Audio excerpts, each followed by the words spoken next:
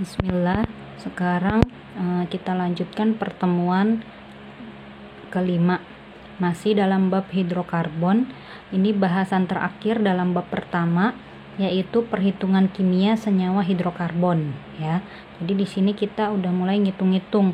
Yang kita gunakan itu konsep-konsep di kelas 10 semester 2 tentang konsep mol dan stoikiometri reaksi ya. Jadi kalau masih ada catatan buku kelas 10 jangan dibuang, dipakai lagi karena masih kepake sampai kelas 12.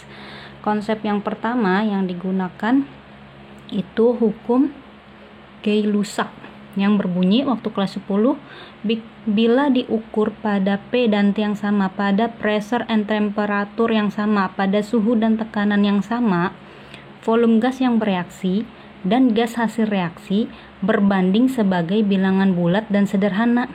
Nah, jadi nanti kalau ada reaksi, kalau volume gas-gasnya itu bereaksi pada suhu dan tekanan yang sama, maka nanti perbandingan volume gas-gasnya itu sebanding dengan koefisien ya.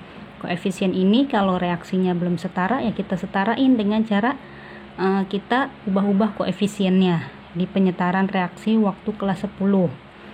Yang kedua, konsep reaksi pembatas. Ini waktu kelas 10 juga nih. Reaksi pembatas adalah reaksi yang nilainya lebih kecil jika sudah dibagi koefisien zat masing-masing ya. Nah, nanti karena dia nilainya lebih kecil, maka reaksi pembatas ini akan habis lebih dulu. Jadi nanti di saat sisa, dia nggak ada sisanya, dia habis. Jadi nanti ini kita biasa disebut pakai sistem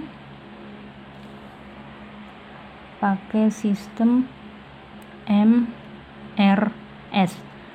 Masa mol zat mula-mula, mol zat saat reaksi, mol zat saat sisa. Nah, nanti pada saat sisa udah nggak ada lagi tuh yang reaksi pembatasnya udah nggak ada lagi, nggak bersisa. Kenapa? Karena dia udah habis ya. Nah, yang ketiga konsep mol. Jangan dilupain nih ya, ini akan terus kepake. Mol itu lambangnya N kecil. Nanti mencari mol yang berhubungannya sama massa, itu massa dibagi AR atau MR. AR massa atom relatif. Kalau dalam bentuk senyawa berarti kamu cari MR-nya, massa molekul relatif. Kalau berhubungan sama volume dalam keadaan STP, STP standard of temperature and pressure. Kapan dikatakan pada suhu dan tekanan standar? Kalau reaksi berlangsung pada 0 derajat Celcius, tekanan 1 atm. Maka mol sama dengan volume STP-nya dibagi 22,4.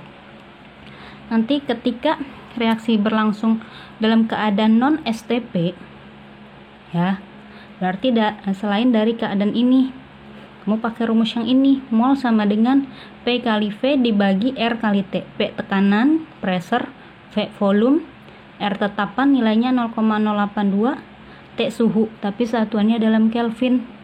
Maka nanti kalau Celcius ditambah 273. Nah, jika nanti ada soal ada gas-gas yang dibandingkan, tapi dia nggak bereaksi, dia hanya dibandingkan dan berada pada suhu dan tekanan tertentu, maka berlaku hukum perbandingan gas. N1 per V1 sama dengan N2 per V2 ya. Sekarang kita lanjut ke contoh soal.